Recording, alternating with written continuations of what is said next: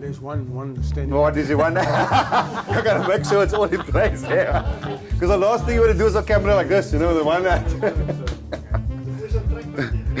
Track fight. I need some track fight. You see, he licks it and his tongue gets stuck.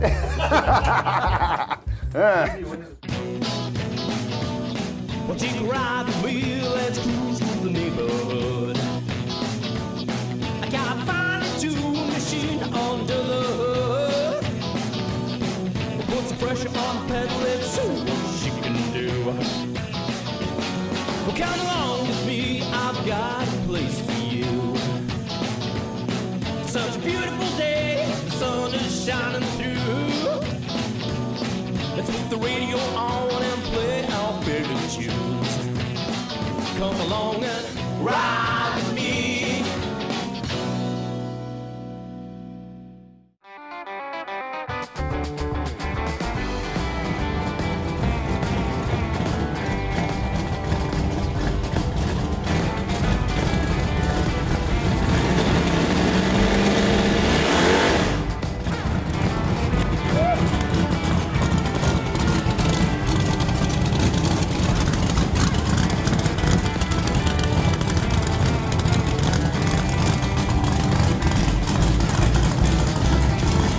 Smell the ethanol.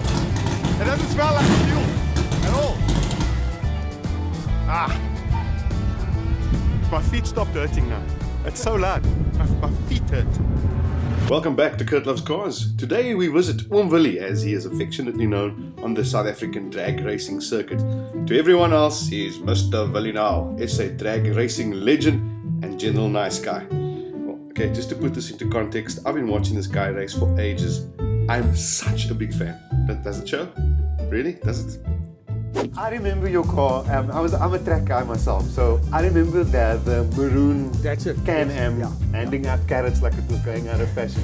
And you were fresh from Joburg at the time. I think it was 93. Early 90s. So you were Joburg boy. No, I was Cape Townian. Oh, you were Cape. You started out. I stayed in Gardens in a youth hostel, and then I decided I want to go to Joburg. I landed up there.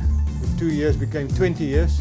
As it does. And I met my better half. I must tell you how long it took to get married. I think it's a record in South Africa. How long was it? We met on the 16th of December, 1982. I am shocked.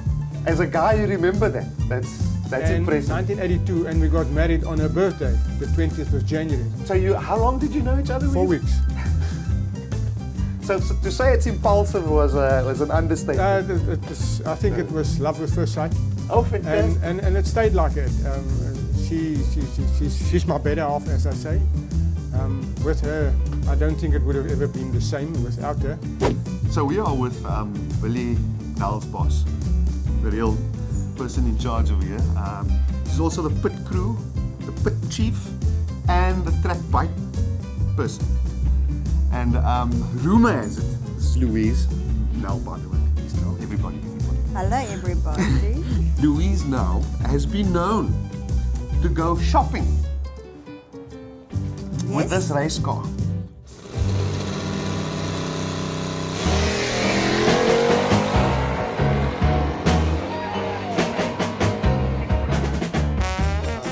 I had 2 sons. Both of them passed away. So, I heard about that. And then my grandson also, my son-in-law, he also passed away. But that's life. It's not that I forgot about them, but 2 of them is on here. I see both of them on the quarter windows of it. The younger one, that was my apple of my eye. He was killed in 1993. So we leave it for there. I don't want to go that way. Yes, and then we came in a race in Cape Town 1991. And in 93 we decided, well, that's it. We're moving down to Cape Town. So for people collecting muscle cars anywhere in the world, this is a must-have. That's it. Yes. In that it was an African-built Chevy V8 racing car. It comes with us for many years. We purchased the car in 1987. We were still staying in Joburg at the time, Johannesburg. And my cousin phoned me and said, a friend of mine has got a Can-Am that's up for sale in Worcester. Yeah. I just definitely. also need to put it into Yeah. perspective here. Yes. This is one of 100 produced, so it's This a is very number, rare this is car. number 61. I'll show the cameramans now because they've taken quite a few photos, but they never take the number. So each one of them are numbered, and Yes, yes. so this is a very valuable car. It's very sought after. Very sought after. valuable and very sought after. This old school cars is getting very scarce. There's more your new cars now, your Golfs, GTRs, Mercedes, BMWs. Yes, there's a couple of very quick guys here. There's guys that's in 6 seconds with their cars here, up country, not down here. They don't want to come down here because we've got a major problem with stopping distance. A couple of my good friends down here have been into the catch fences. So it's from 300 to 0 is the problem, not the other way That's around. it, that's it. You're in a 10-second bracket, you were made, then you were super fast. Because way back we had the Wild Bunch, I don't know if you can remember that, or that was the town. That was a specific group with supercharged cars that came down, and their slowest was 9.9 and a 10-second. One day ran a 9.9, the other day ran a 10-second.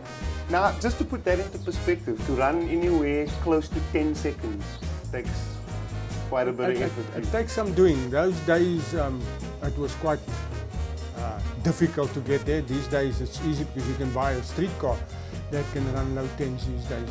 I heard a rumor now. Tell me if this is true or not. The reason you started racing was because someone told you that you couldn't make this car fast enough. Yes, in '91 we came down on holiday, and those days the MSD was like chicken teeth. I bought this thing and I went to my late brother-in-law, JB Lazarus, and a friend of mine rocked up there, and JB said to him, "You must see this distributor that Willie bought himself." Now I said, "Come, show me, show me." So I went out to the car because it was still in the car. I showed him. He said, "What do you want to do with this fancy distributor? This car of yours is too slow to use this." I said, "I'll prove it to you that this car can actually go with this distributor." And that's how it all started. So you got to be careful who you challenge at. Absolutely. They might just go buy an MSD distributor. And That's it. Really, now over the years you've been a drag racer, you've held records, you've set standards, you've broken some hearts, I'm pretty sure, on the track as well. What's the next move for Willie now? What do you want to do? I don't think it'll ever go out of your blood. Doesn't matter how old you get. Let's say it's terminal, but it takes about 80 years to kill you, give and take a little bit. I've got a couple to go. Do you have any advice for young people that want to get off in this business of drag racing? The roll cage is there for a reason. Don't skimp on it. If it's say 38mm by 2mm or 3mm wall thickness, make it out of that. Don't worry about the little extra weight that you put in the car. Make your car faster for the weight that you add there. But at the end of the day, if something does go wrong, please make sure that your roll cage is done properly. Then helmets. That's another thing. My helmet is on there. Pay for a helmet because the helmet is as worth as you think what your head is worth to you. If you think my head is worth to me $60, then you go buy a second hand at Crash Crusaders or something like that. You can put a plastic bag on your head for That's $60. it. Buy a proper helmet. When do you need a parachute? If you are running 230 and plus, 230 plus kilometers an hour. And fuel lines. Make sure your fuel lines, especially with ethanol, it's corrosive. There's a lot of people are running methanol as well. Make sure that the fuel lines is right, that the fuel line can handle the type of fuel that you're using.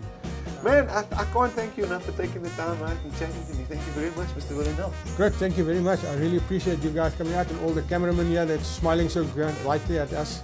It is, thank you. For a lot of guys that are sitting in the bleachers watching the races, they don't know what's going through your head. They don't know what the vibe is as a racer. And thank you for taking the time out and sharing and telling us what's going through your mind, and maybe giving the younger guys some advice to start with. Thank you. That's very cool of you. Thank you very much. I appreciate it.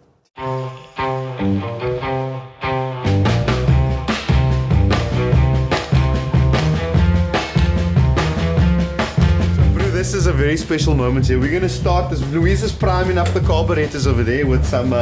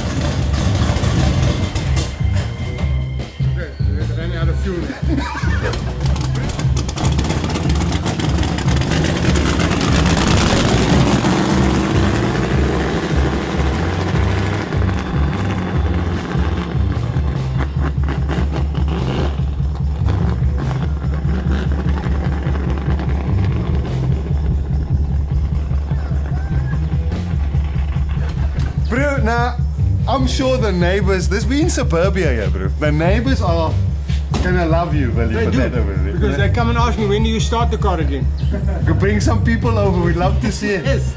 Thank you, bro. I must say I appreciate my neighbors, because I've never, yes, 2-3 streets away I might have a problem, but around here, nobody. So this is the other thing you got to do. Not make sure you got a wife that's into drag racing as well, but you need to make sure you've got neighbors that love car racing as well. And Willie Nel over here has managed to sort that all out. Yeah, Tick bring all him the to boxes. Nexus. Yeah. There you have it.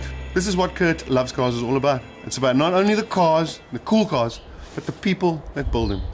That's all from us for Kurt Loves Cars today, for this episode. And we'll catch you next week, where we bring you some more cool people and cool cars. In the next episode of Kurt Loves Cars, we introduce you to the pan, or as they call it in Afrikaans, die pan. But more of that on the next episode of Kurt Loves Cars.